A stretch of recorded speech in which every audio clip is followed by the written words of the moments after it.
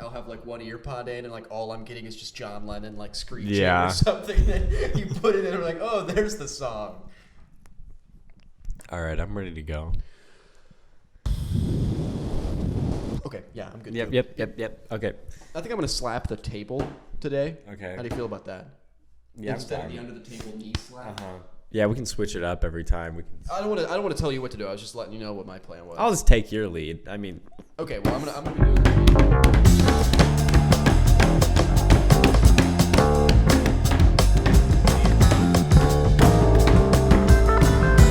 Hello.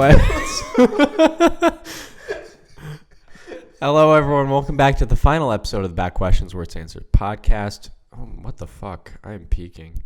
Back Questions Words Answered podcast. Each week, I, Connor, along with my friend Charlie, Hello, present a bad question to the others, and then as a group, we attempt to answer. It's literally right there. Oh, like, then we intend to explore these bad questions with the worst answers. Jeez.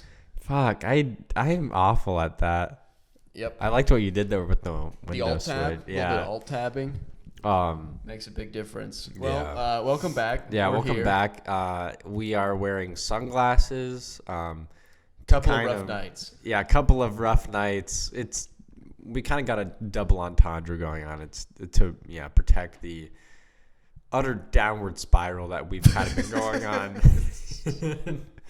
Also to reflect all the fame and the haters. I'm sort of becoming I'm just trying to keep the paps off me lately, man. Yeah, with the theoretical Patreon money that's been coming into my bank account.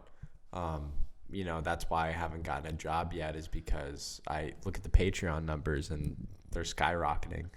And that Patreon is just a PowerPoint that I send you every week that just shows like a screenshot of someone's productive Patreon page. The Patreon bonuses are just they're like AI scripted episodes. How much do you feasibly think you would make off of a Patreon if you were to start? I don't know. That's a good question. I feel like, well, I guess it depends. Patreon can make quite a bit of money. It just depends on how like loyal or dedicated the fan base is. Because I know. How much of your audience is like financially independent? You know, I feel like a lot of them. We got a lot of high schoolers in there. It's like kind of that would be kind of hard. That's what I'd worry about. Yeah. I'd go for like a $5 a month. Yeah. I subscribe to quite a few $5 a month Patreon. Interesting. I don't think I do any, but I don't really watch much. It's like asking for that. Speaking of what we have been watching. Succession. Yep. I watched it a couple years ago, and I just want to get that out there that I watched it first. And I believe you brought it up to me and said to watch it. But of course, I've been familiar with the show for a while. Yeah, not quite as long as me, but I did present it to you. Of course. And you recently watched it, and now I'm rewatching it and just got through I've season rewatched one. till I think through half the first season. But I mean, I've already you finished. I've seen a little bit more than you. I'll give you that. Yeah. We're huge fans of the show. Just a phenomenal bit of television. Honestly, are you going to stop fingering that thing all the time? It's distracting. Sorry, I'm just trying to get our levels straight. That's what the pre-show's for. I know, but I mean... That's what the money's for! That's a great Mad Men quote. It has nothing to do with here because there's, again, no money. But yeah. I got a banana. That's cool. Succession is probably my favorite, like, serious show of all time. Like, my top two would be like Arrested Development for comedy and Succession for like drama. And I just think it's unbelievably good. And I was thinking about this morning when I woke up and wanted to immediately just be unconscious again. Yes, rough nights again. We're not going to provide any details on that, but long night. Two separately wrong nights or long nights too. I don't even know what yours was. Oh, I also want to apologize. Classic. Let's get that out quick. Yeah, I want to apologize for getting the episode out a day late. God. Again, due to a rough night. This fucking... Quite literally due to a rough night. Hey, though. Rough nights, though. Rough nights. Brother. I mean, sometimes you don't know what happens. Sometimes you do, and that's for the best. That's how the nights go sometimes when they're rough. Succession. Yeah, so Succession... I was thinking about this morning, And I think the reason I like it more than other great shows like Breaking Bad and like Better Call Saul or Mad Men or something like that. Mad Men's maybe a little more comparable, but I don't think there's many shows that. I think there's a lot of really great crime drama out there. You know, Yeah. like it's there's a ton of great material there, and that's not to take anything away from Breaking Bad, but I think Succession. I'm sorry. Is I keep seeing you bleed through, and I'm trying to fix why that's the case. Well, I appreciate the effort. If there's anything I can be doing, let me know. But Of I think course, Succession to me is so interesting because it's like there's not a lot of shows doing like the high end business like. Yeah, and no badassness. matter what they do, that you can tell that the stakes are always there. Mm-hmm. Yeah, it's I'm a big fan. And you were texting me this morning about how you think the pacing is such a big. Yeah, part I of think it. that's because it's always like fucking moving, but like there is downtime, but when there is downtime, it's always we're like plotting and scheming to the next thing. Mm-hmm. And I think, like I was thinking on my drive down about your comment about the pacing, which I think is super true. I'm going to blow through that. But it is so well paced and everything is like so carefully done. But I think it's also, the stakes are set up and you kind of know what the general theme is. Like early on in each episode, you know where things are going. But I think they do a really good job of throwing in a lot of curveballs and things like that. Like at the end of season 1 with Kendall's event. I don't want to spoil it for everybody who hasn't seen it yet, but like the stuff that there's like they throw in big events or just like the little things they cut away to, like somebody doing a line of cocaine, like show just like the way they show that people are fucked up or show these. There's so many little moments that are so great. It's the same reason I love Arrested Development, just done in a really dramatic sense. And I think it's funny because they use a lot of comedic kind of elements, like the crash zooms. Mm-hmm. Well, yeah, it's like by Will Ferrell and Adam McKay, who have obviously made their careers off of really it makes sense because Adam McKay did The Big Short.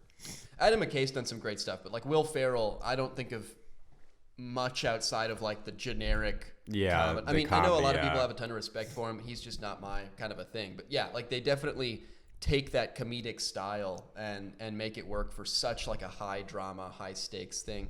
Another thing I noticed, and this seemed to be more of a season 1 thing. I haven't seen it as much in season 2, but like almost every episode of season 1 seemed like it took place in a different environment. You know, like there's the one that's like at the crazy party, and then there'll be like the one at the Hamptons or the one like, I don't know. Yeah, there are more sets. Maybe because of COVID. Well, maybe did they shoot before COVID? I think the first 3 seasons are all well before COVID, but I don't know. I just thought it was interesting that there was obviously like common themes. Yeah, there like are more sets. And their apartments, in the but it first seemed like season. every episode like centered around an event that was at like a place we hadn't seen before, and I don't know why they. I think the second season shows more maybe like extravagance in their settings, like I'm sure they had more money too. Yeah, and like mansions and stuff. Yeah, I just thought it was neat. I'd be curious if that was like an intentional thing, that like each episode is in a different environment, it's got a different look, or if it was just like we want to show the opulence of this family and the fact that like they have all these different environments that they exist in, and all of them are incredibly extravagant. But anyway, did you know Tom was in the 2005 Pride and Prejudice? No.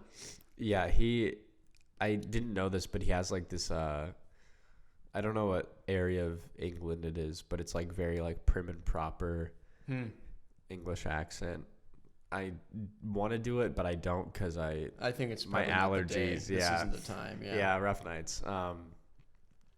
Anyway, Charlie, do you want to get into the question? I want to touch on one other thing, and that is the acting, which you mentioned there, Tom. But Impeccable. Like every actor of every major character, and even a lot of like the side, like kind of tertiary characters, like the older brothers, like Connor. Yeah, I love Connor. Girl, he's great. Yeah, but like the characters are all so well written and so well defined, where it's again like similar to Arrested Development, where like everybody what you're gonna get from that character, but the way they set up all the interactions and the way the actors just like knock it out of the park with the stuff that's not in the script. I watched an interview with all of them, and it's all very just kind of like go with the flow. This is fucking.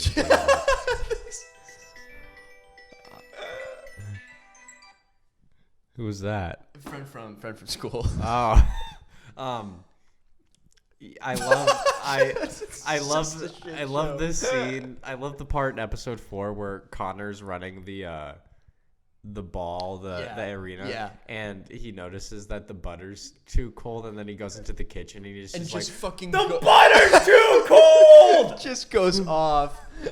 Yeah. He's got so many great moments, and then when he just decides to run for president, and like no one believes it for like 4 straight, it's just kind of like an underlying thing, and then it like eventually has to come to attention.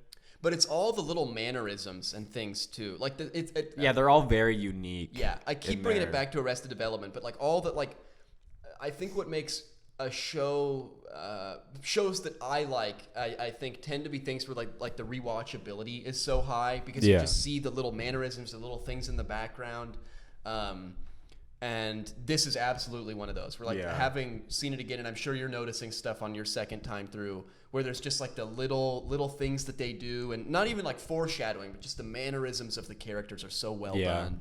That's great acting, because that's the stuff that's not in the script. Like you can have a great script, but great acting really gets it up there. Anyway, we're big fans of Succession here. Big fans, guys. Check it out.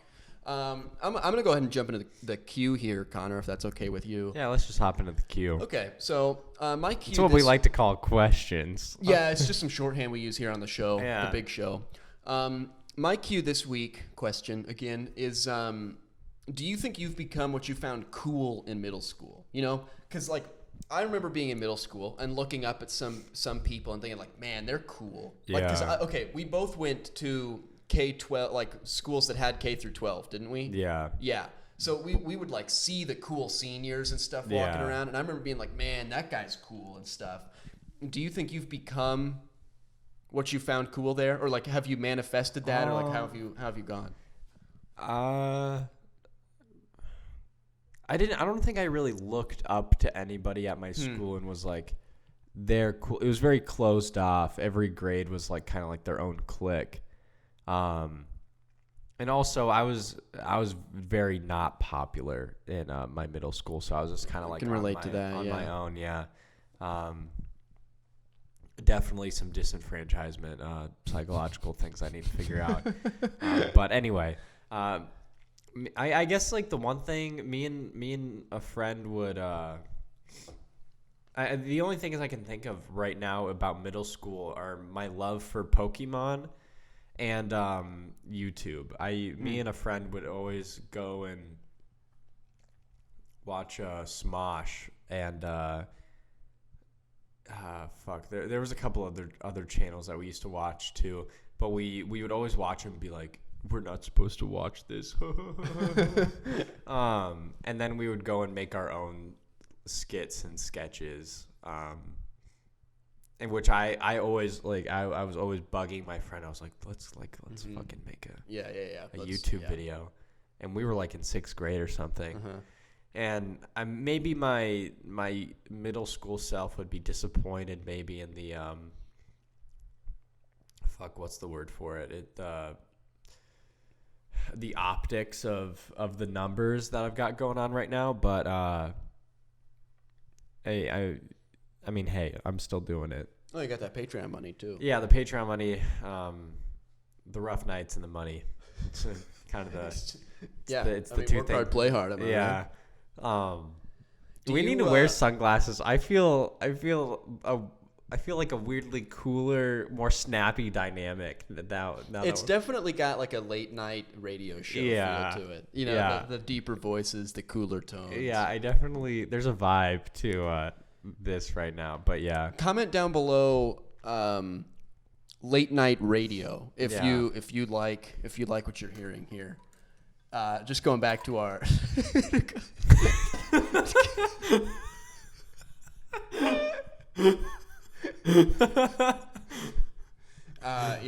So late night radio. Late night comment radio. below, if you're into it. So maybe you weren't finding people at school cool, but did you think that like those Smosh people were cool and stuff like that? I thought. Do you think you've maybe become that? Yeah, I thought all those people were really cool. Yeah, I would say I definitely manifested into. You tried to kind of what I want to do. Yeah. Direct yourself towards that. Because That's my parents wouldn't let me have a YouTube channel. They were like, "There's fucking perverts on the internet." Oh, yeah, that's true.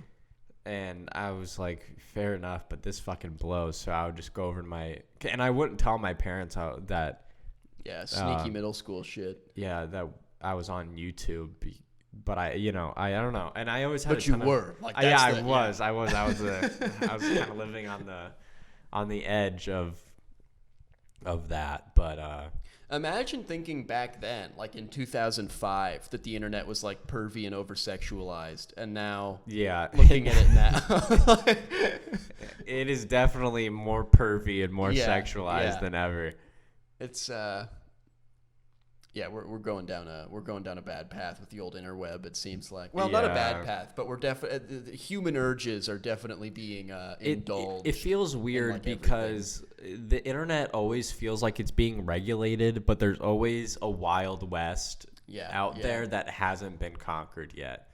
I feel like that's the weird thing about the internet is that I think no matter what, it's always going to be a fucking pigsty. Yeah, well, and it's like the constant like running to the next platform. Everybody that gains any sort of influencer status is trying to beat everyone else to the next platform. And so like as one platform starts to get regulated, like Instagram starts to crack down or whatever, then like something else emerges and everybody runs to that. And because it's like, it's got that Wild West feel. So there's this like constant new frontier that everybody's running towards. And each one brings on like, there's like the people that got famous on Vine and then the people that got famous on whatever. I don't know. And then those weird people on Snapchat that are always in the stories section. I really need to delete Snapchat. I hate it.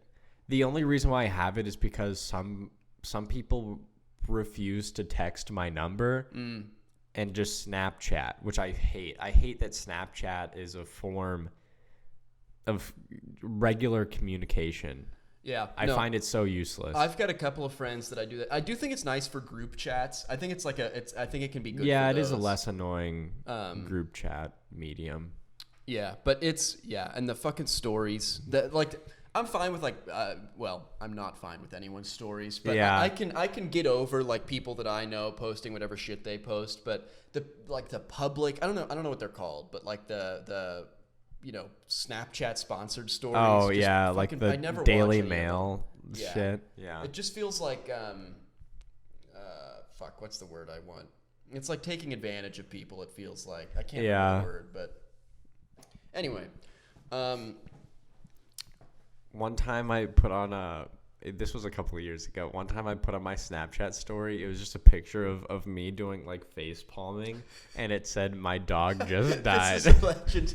This is a I put on my Snapchat story my dog just died, and I just wanted to see like if anything would happen. And your dog hadn't died. No, he was perfectly fine. I mean, he's died now in the. Hey, I'm really sorry about that. By the way, R.I.P. Oscar. We've got a dog that's on her last legs. Like the time is coming, really, and it's always a struggle to watch that. Yeah, it's tough. It's like when do you do the put down? Yeah, like, it's always always. And the day you commit to it is always the day where they just seem like super perky. Oh and ready yeah, that was how it was with my dog. The vet was like, "What's wrong with him?" Yeah, you bring in just like a perfectly healthy looking dog. You're like, I swear to God, it's been bad. But fuck, what were you? You got a lot of apologies, right, from your. Oh from your yeah, Snapchat I got a lot posts of and stuff. I got a lot of sympathy, and I was like, this is fucking. This just shows how many suckers there are on Snapchat. Well, what are they supposed to believe, I know. Connor? You told them your dog died. It's I know. Not like, gotcha. I don't know. There was a couple people that I guess it's not really a joke. I'll call it my weird little social experiment. Yeah, there you go. A social experiment. Yeah. It's just a prank. But yeah, it is. That was a legendary post. Yeah. I remember at the time, everyone that was like in on it just thought it was such a great. Yeah.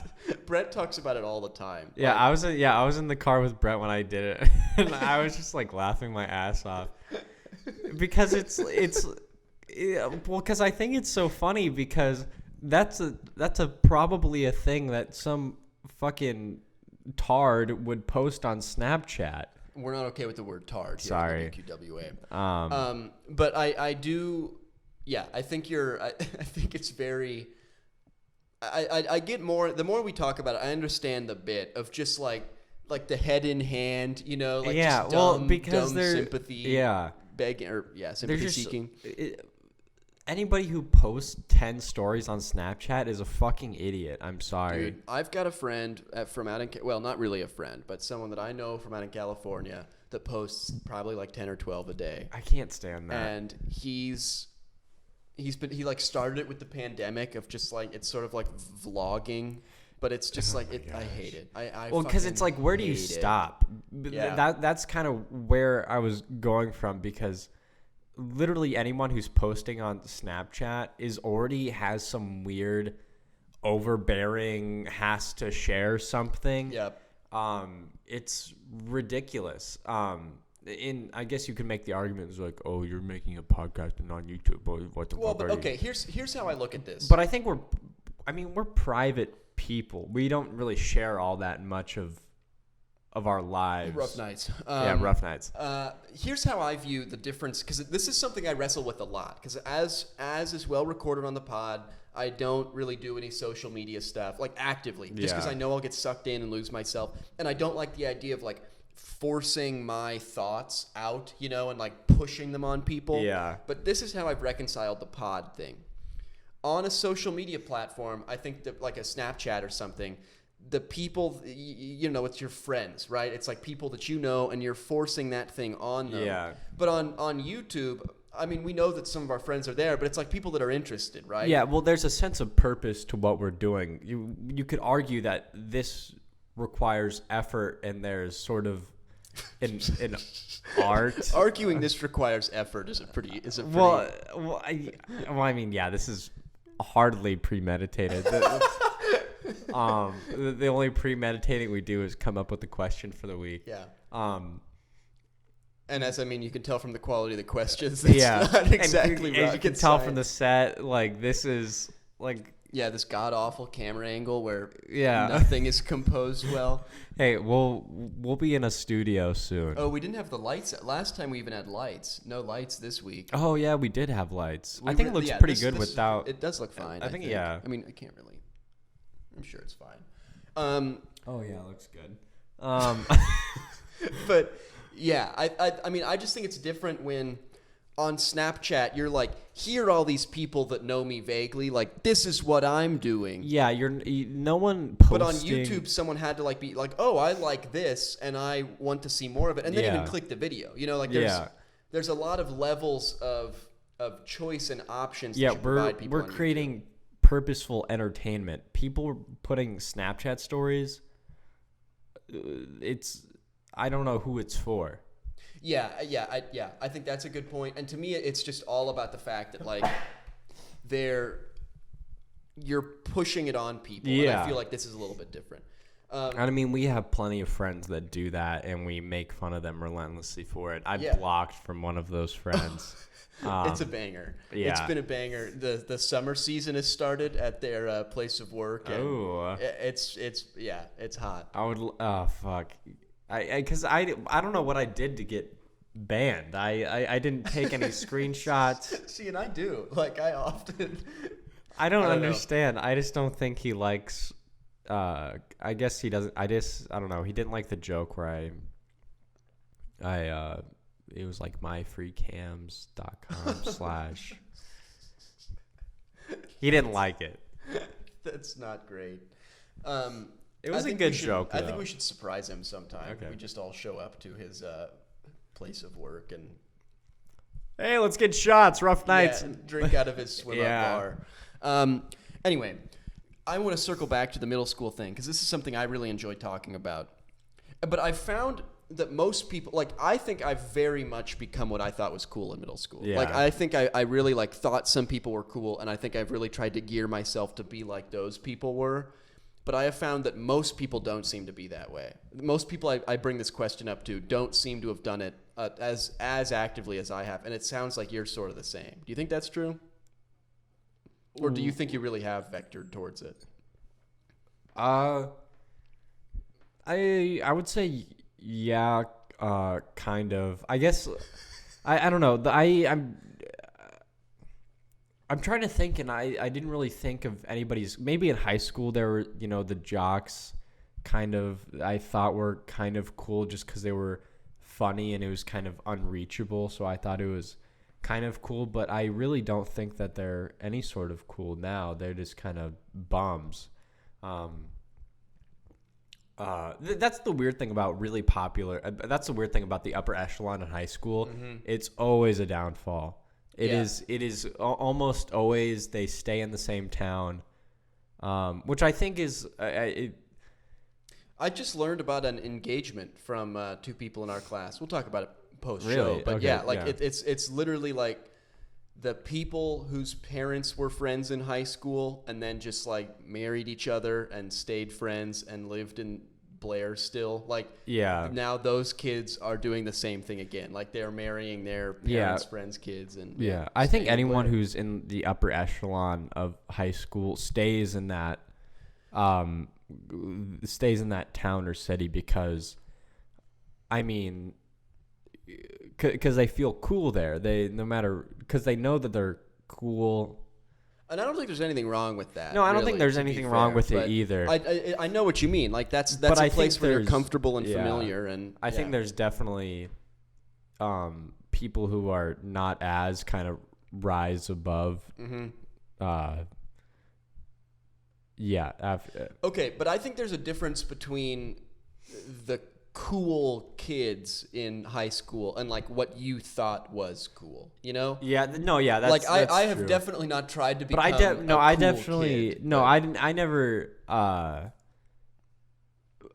guess like in high school I did look at the cool kids and thought that was cool to an extent, which I regret. Well, there's something there's always something like about the unreachability of it. Like, man, how are they cool? That makes like you always want to be cooler. And I thinking about what they all did, I would never want to be in those situations.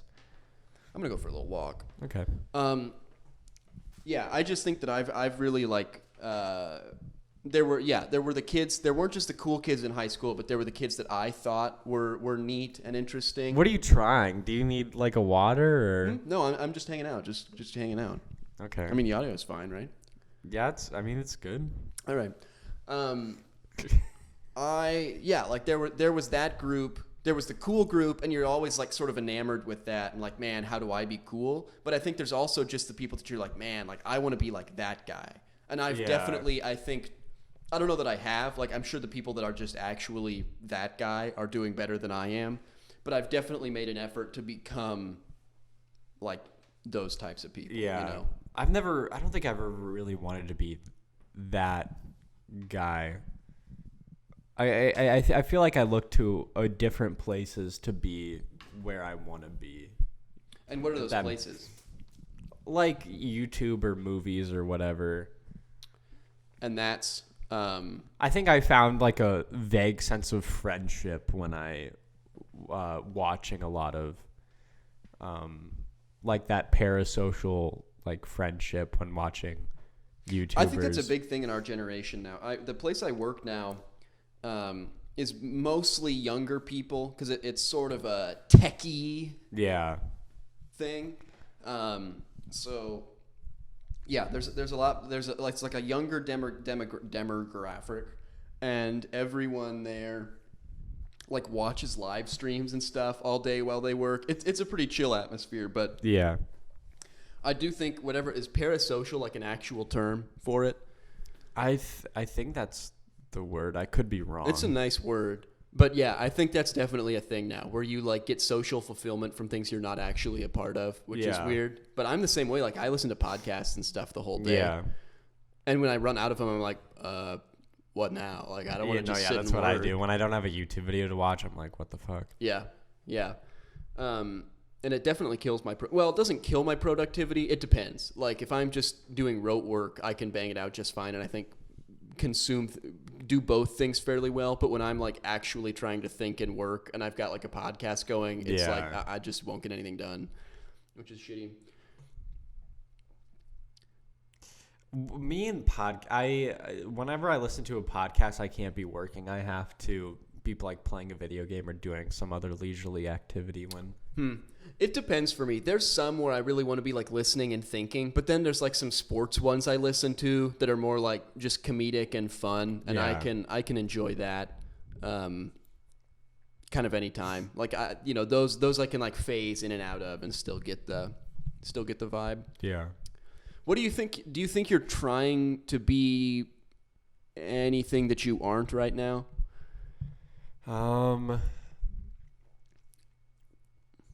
Sometimes I feel like I try to be more intelligent than I am, but I really don't know how to gauge my intelligence. I think everybody tries to. I mean, I'm certainly guilty of it. Because I definitely listen to a lot of podcasts that are like purposely like intellectual. Yeah, punching above your weight a little bit. And I find what they're saying like so fascinating, and it like it validates a lot of the things that I think. But I listen to them and I'm like, there's no way I could. Well, not that there's no way, but I think of it and I was like, how I never thought of the way they string words together and the way they articulate things, and I find it so fascinating. I recently downloaded like a brain game app called Elevate. Yeah. I've been trying to get my dad on one for a while just to like, stimulate him. Yeah. Give him some stimulation. Get the old thing going. But it's been really good for me too. Like I've ended up getting more addicted to it than he has. But it's really like there's some good like word games in there and stuff, and some of it is not as applicable, but there's some that I really enjoy because like they help me think of better ways to string words together and stuff. Hopefully, I'm hoping that I start to like see those effects in my day to day, but I'm definitely getting better scores. So. I try and do that just by reading. I feel like the more I read, the smarter I'll be. I don't know. I always felt weird intellectually because I mean, you know this, like in the AP English, that was like the only AP class I ever took just because I thought it'd be interesting and I like. Well, and because you're pretty stupid. Yeah, I'm pretty fucking idiot.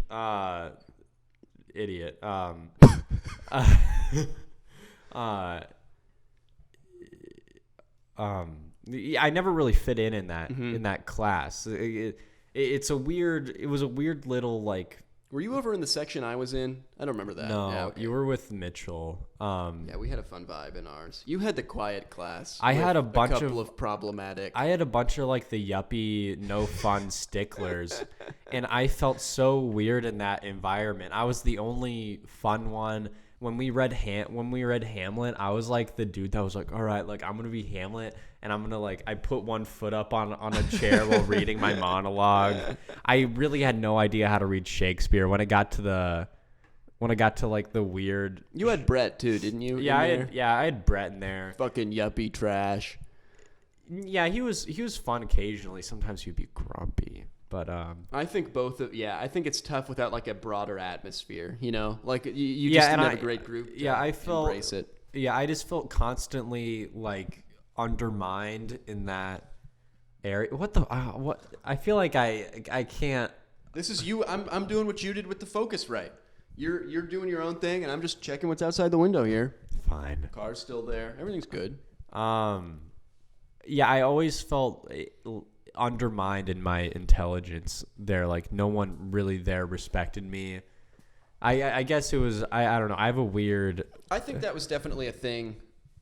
I think people in middle school or high school didn't know what to think of you. I didn't know you in middle school, but I know that that's always been a thing. And like the friends that I'm friends with, where I'm like, yeah, I'm gonna go hang out with Connor. They're always like, well, before we got closer and people started, I think, to understand you more after high school. I know that there was always like a lot of like he's just weird. Like, I just don't know what to think of him. Like, a lot of people just didn't ever know what to make of you.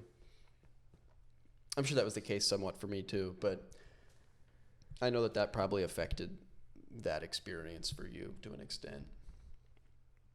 Yeah, I don't really know how to unpack that. I don't know. I always just now with recent friendship developments, I just feel like there's been a weird lack of respect and undermining towards me that you've had some shit go down recently that too. I don't really appreciate, and kind of made me feel like,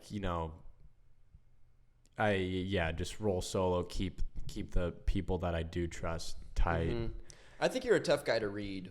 Not that that's an excuse for anything that anyone's ever thought or done, but I do think you're a tough guy to follow sometimes. Maybe that's part of it. I don't fucking know. Maybe I just do come off stupid. Who knows?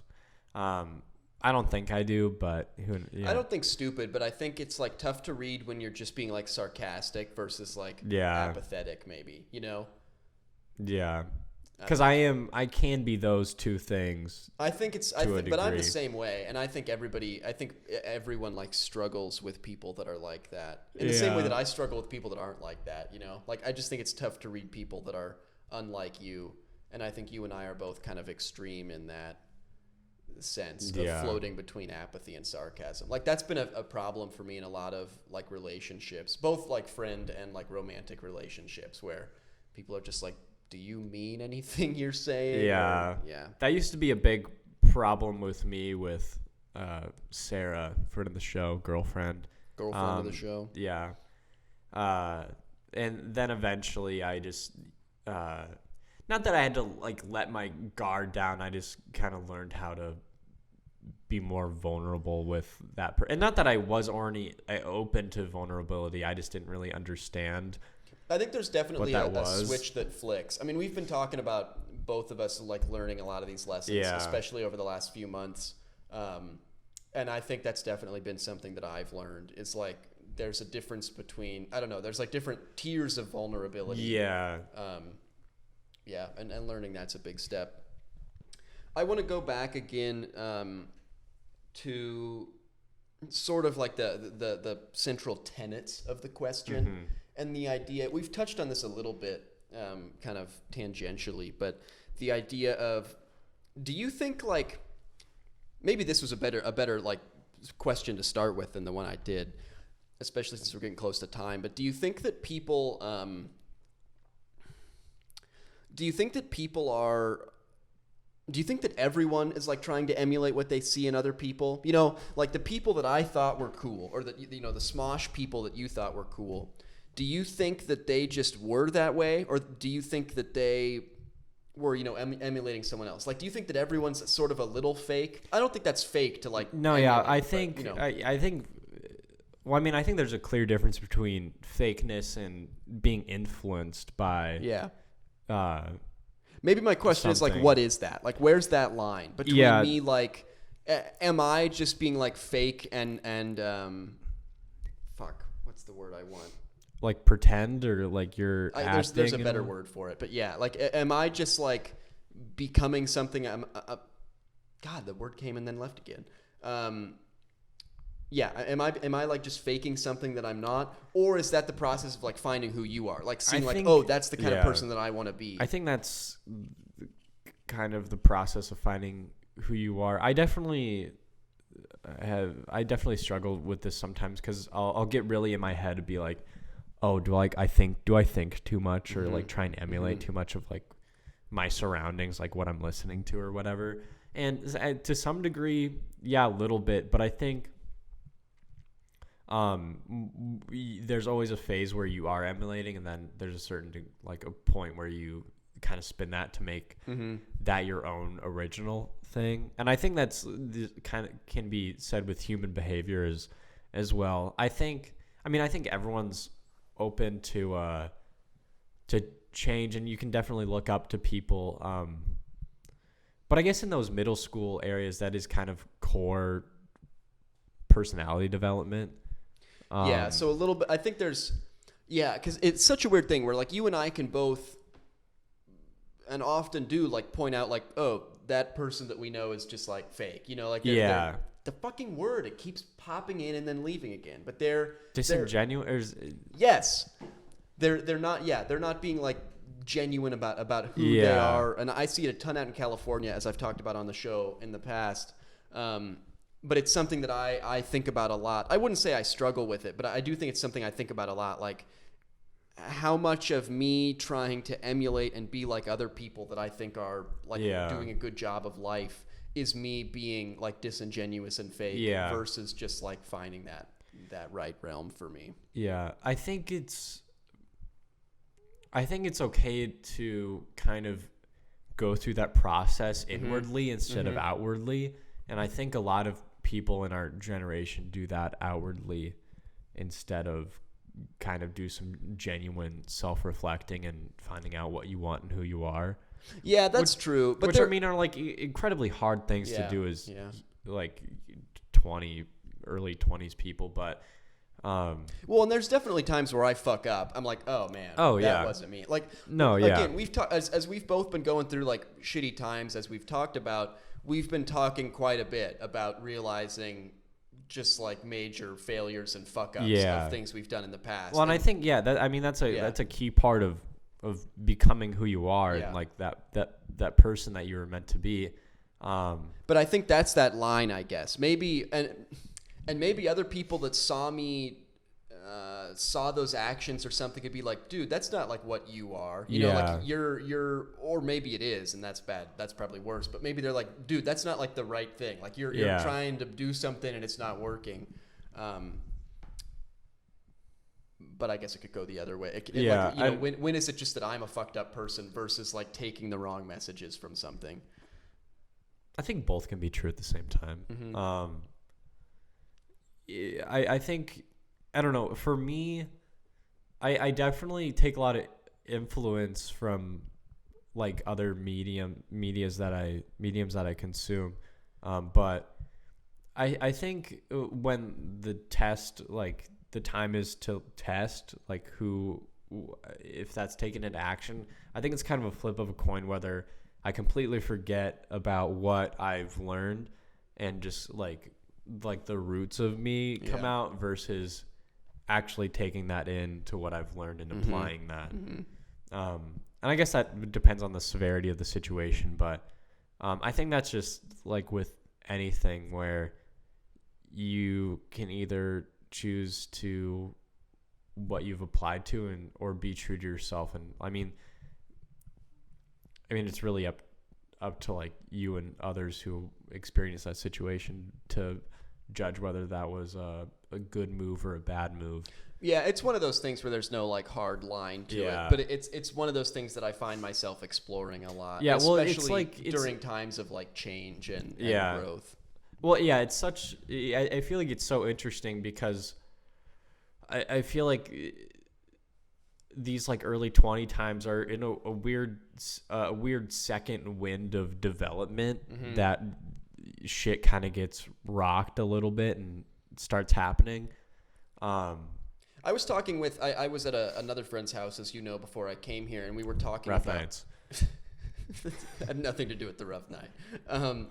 But we were talking about how we're starting, like everybody is sort of like the people we knew from high school are starting to kind of settle down. People's lives are starting to take shape a little bit. Yeah. You know, like some people are getting engaged, getting married, moving in together, that kind of stuff. Which it probably won't work out. I don't know about that necessarily. Yeah. I mean, that's my point isn't that, at least. I think there's probably some truth to it. I get what you're saying though. But yeah, like you're starting to see that realness, the real life hit. And I think all the stuff, all the growth you've been going through before is a little bit of like figuring out who you are, and then now I think it's like figuring out how you fit into the world a little bit, and it's definitely like a difficult time to say the least. Yeah, and I think like for our generation is definitely more daunting than others because there's a lot more world than there has been. I feel like back to what we were saying about the Wild West. I feel like when it comes to things that you can do.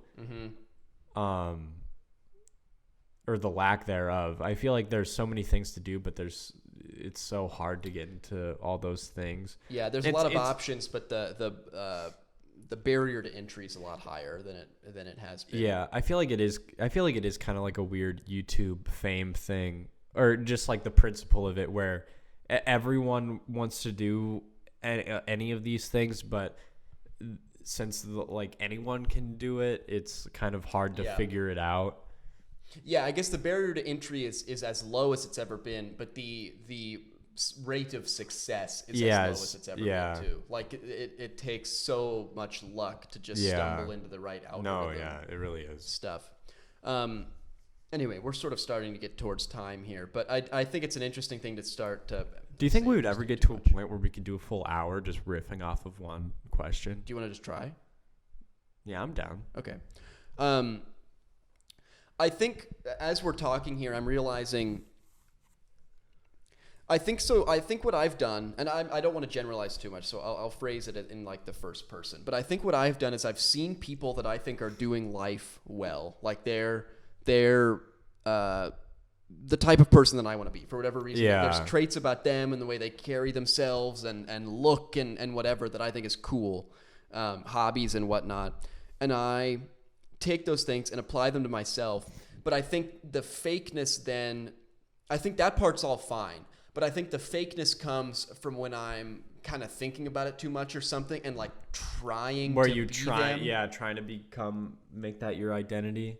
Yeah, it's not just like, oh, those are cool things that they do. How can I make those me? But it's when I start taking the how do I apply it to me and making it more just like a how do I make that me. That's when a lot of the bad and fake starts to come from. And when I start like treating people in ways that aren't representative of how I like to treat people and that kind of a thing. When I'm just being like, oh man, like that's how they would do it, you know? Yeah. Like, and I can tell this. Do you ever feel like when I watch an episode of Succession, like I've watched a bunch of episodes of Succession over the last few days, and when definitely more than me. I mean, just a couple more, but definitely more for sure. Yeah. But when I'm done with that, I like definitely my behavior changes. You know? Oh yeah. Like no, it's such a weird thing. I do. I do this with. Yeah, I remember at the end of season 2, I was like, "Fuck yeah!" Like I want to be like a fucking be savage, like Kendall, and like I still feel that way. Like, I'm gonna be taking a trip to New York in September. I'll be like this is where I fucking belong. Dude, another thing on that show, the fucking metaphors they use, and like the insults and like tirades and ranting is written so well. Yeah, there are so many just excellent lines. Like the writing is incredible. Yeah, it really everything about it is great. So I think similar to how I come out of those shows being different, I think maybe when I like see someone's behavior that I think is cool, maybe like in that early running, I try too hard to be like that person and end up treating people poorly or something. I don't want to excuse my behavior at all, right? Like what I do is on me, but I do think a lot of times when I look back and I'm like, what the fuck was that? Maybe that's like, what the fuck was that? That's not what I want to be doing. Yeah. Like, how did I do that? Maybe that's a little bit of where it comes from. Is you're like, oh man, like that's cool. Like I want to be like that. Yeah. There's been so many like TV shows or even podcasts that I'll watch and listen to where I'll be like, oh, I'll be like that, and I'll purposely try and talk the way they do, or kind of like kind of outwardly express those ideas. Mm-hmm. And like it's I believe it, but it's also, I mean, it's not mine, it's somebody else's. Which I feel like is a hard thing for a lot of for I would say 90% of the generation is kind of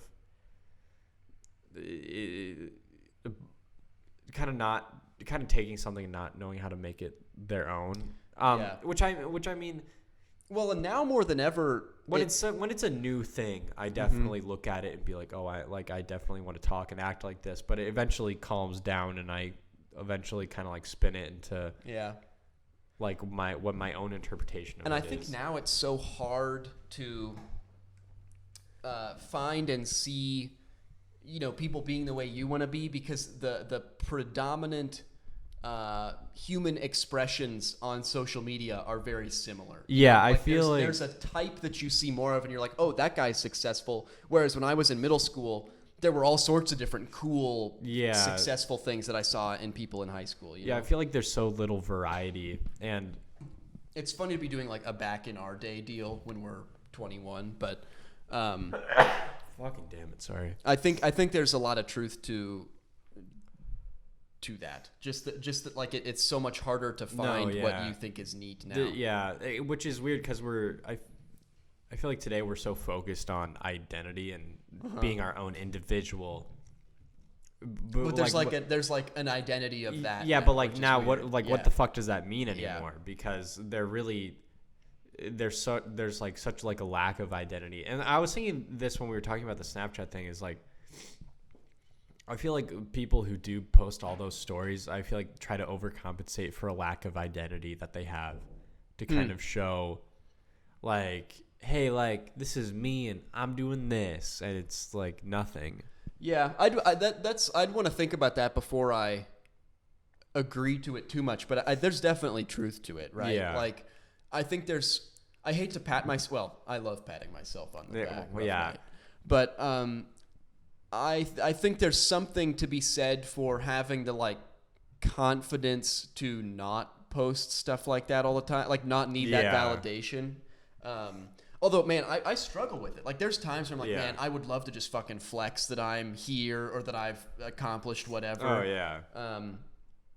And it pisses me off that other people like let themselves do that and I don't. But yeah, and like there's no way I can't argue that me posting an NYC or LA vlog isn't a form of that. Like, but again, I think people are choosing to see it. When you put it on a Snapchat story, it's being like sent out to a bunch of people that haven't really. Yeah, I guess with YouTube, I don't know any of these people. I mean, I've built like a rapport and a relationship with the fans that do come on, but it's like it's parasocial. Like it is. Yeah, well, and you're advertising it. It's like, this is my NYC vlog. Click on this to watch me indulge in being in New York City or whatever. It's a choice versus, and like if nobody saw it, then like I guess that rings true that it really isn't that. Well, and maybe there's a vibe to social media is meant to be like representative of your life, And so when all you ever post is like, I'm in Vegas, like 21st, whatever. Like, I've got a friend doing that right now, and I'm very close with her, and she posts a bunch of stuff that I just can't stand, and I make fun of her for it all the time. And YouTube is different in that it's not. I mean, vloggers maybe are a little bit more, but even then, I think there's a little bit less of a suspension of disbelief where you're still selling like this is the product, like I'm saying this is what this is and here it is. It's not just like, oh, I'm just living my normal life. Yeah, it's like we're being very cute and quaint about just like, oop, this is me, you got me. Like it is a weird but I feel like there's a lot of people on social media that are just people that like live their lives on like Twitter or whatever, and when you meet them in person, it's so obvious that like this isn't a real person. This is like, and maybe that's where the faking it part comes. Like the people that we would say and other people would say are like fake is when they haven't. Like you and I have both struggled a lot and are hopefully kind of turning at least this corner or whatever on figuring out some changes that we need to make and things we need to do better at in terms of,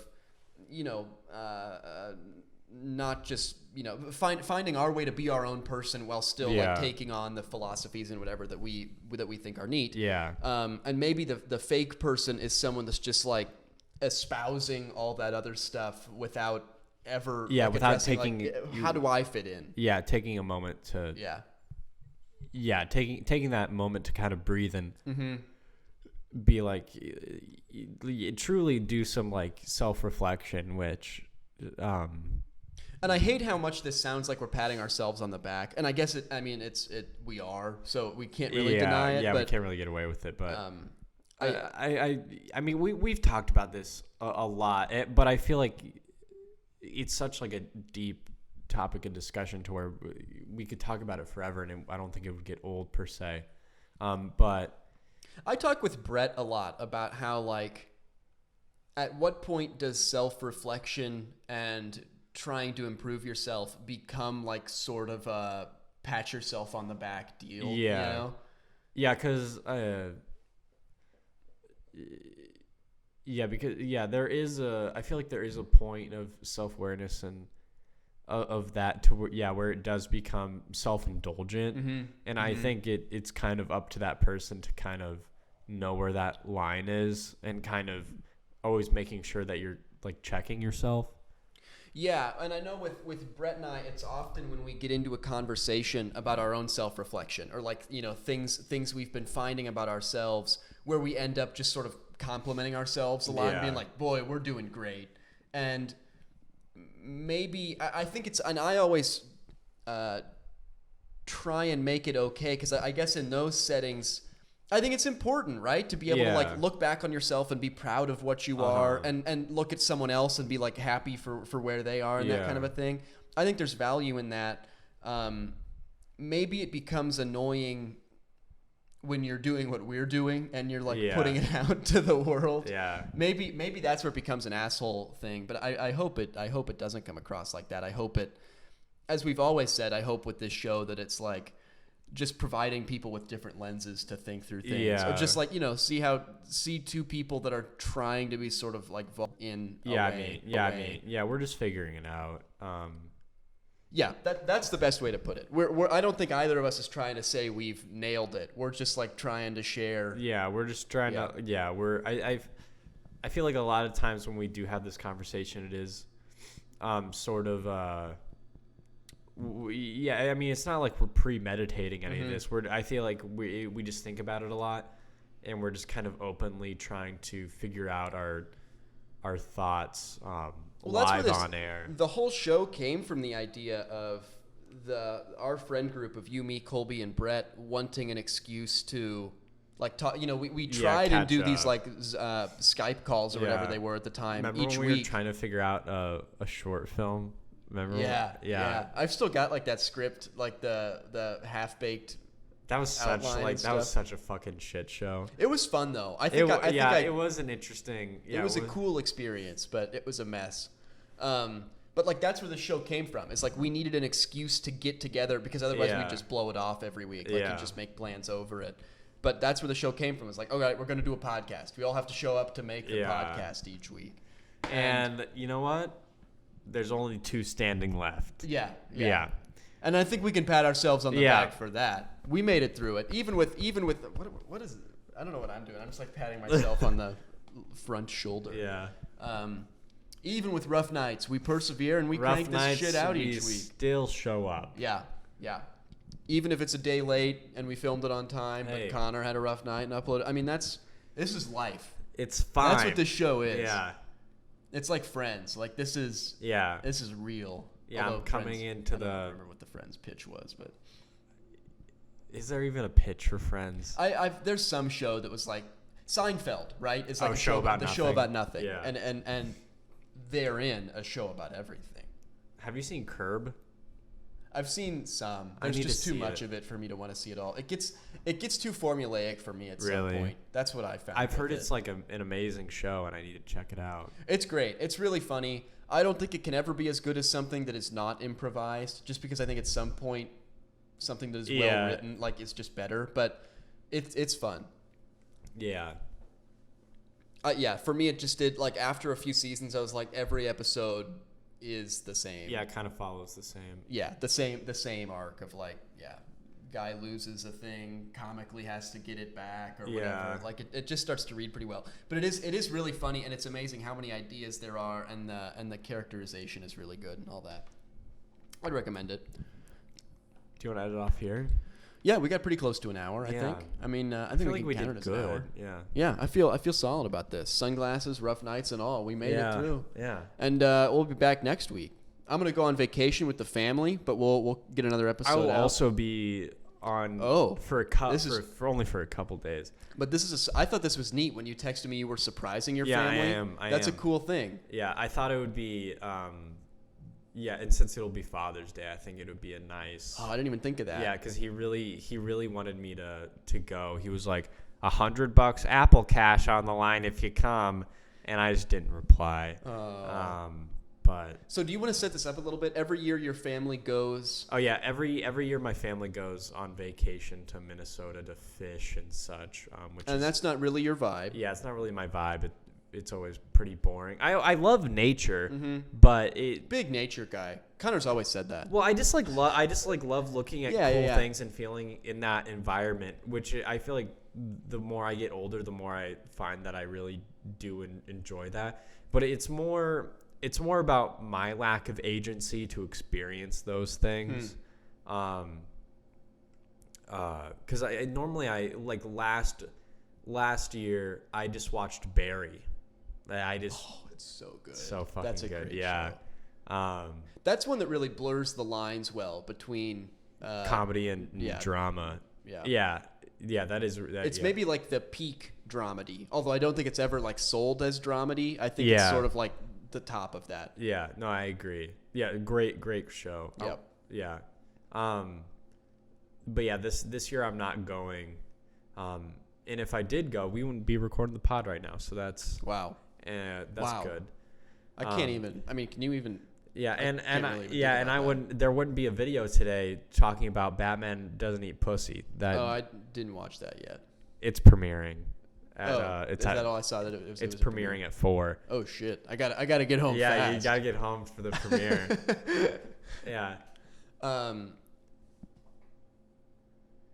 But yeah, that's what normally happens. And this year you're going up. So you told him you wouldn't come, but you're going to surprise. Does anyone else know? Does like Colin know? Or anything? I told Colin. Okay. Yeah. That's pretty exciting. I think that's a cool thing to do. No, yeah, I think it'll be good, and I'm only staying till like Tuesday. Yeah, but I do a bad job of this where I set expectations too high and then struggle to meet them. Like a good example would just be every time we record this podcast, I say I'll be here at a certain time, and I'm always 20 minutes late. I do the same. That is true. You said you'd be here at 1, and then I rolled in at a solid 1:20. Yeah. And before that, I said I'd be here at noon. Yeah. we pushed it back a whole hour, and I still couldn't make it happen. I do the same thing. But I think I struggle with that a lot, and I think this is a great example of like setting expectations low and then surpassing them. And I think there's value. I think there's times where that's bad, right? But in a setting like this, I think it's like a really nice and beautiful thing, it'll right? Be a nice surprise. Yeah. Like you're not going to go and just like be miserable and annoying the whole time, but by saying by setting yourself up for success and setting everyone else up for like a reality where you could be happy when you give them a little bit more than you said, I think that means a lot more than if you'd just gone. If you'd like. I'm really sorry about the phone. After I got the call, I didn't even mute it too. It's like it's okay. The banana peel's still been sitting here. Yeah. Okay. Let's get out of here. Yeah. All right. See you guys. This table. Damn it. we gotta go back to the thighs. Yeah. It's so uneven. This is Colby's table too. R.I.P. Colby. Yeah. R.I.P. Colby. I think you should start the show. I feel like right before we started doing the hitting, there was a good studio fun vibe. I think the show should start there. Does that make sense? What you mean, just like start off shooting the shit? There were there's like a minute and a half before we did the normal intro that I think was pretty fun, and I think that's where the show should start. Okay. And then the intro. Yeah, we can do that. Yeah, okay. I want to get that out there. Right. This should be cut. If this is in the show. Yeah, we're cutting this right now. This is bad.